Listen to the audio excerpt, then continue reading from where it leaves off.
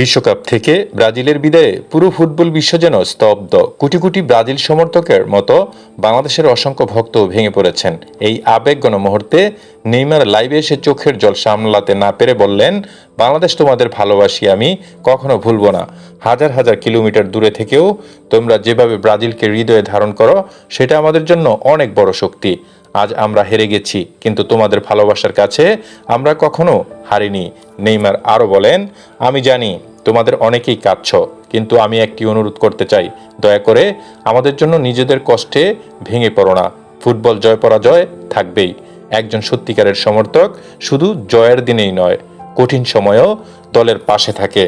তিনি বাংলাদেশের সমর্থকদের উদ্দেশ্য করে আরও বলেন, তোমরা ব্রাজিলের জার্সি গায়ে দিয়ে যে ভালোবাসা দেখিয়েছ, তা আমাদের কাছে অমূল্য।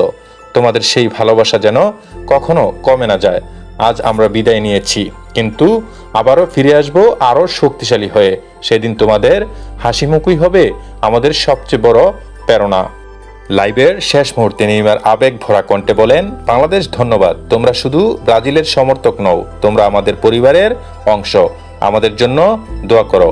আমরা আবার ফিরব নতুন স্বপ্ন নিয়ে, নতুন লড়াই নিয়ে। ভালোবাসি বাংলাদেশ।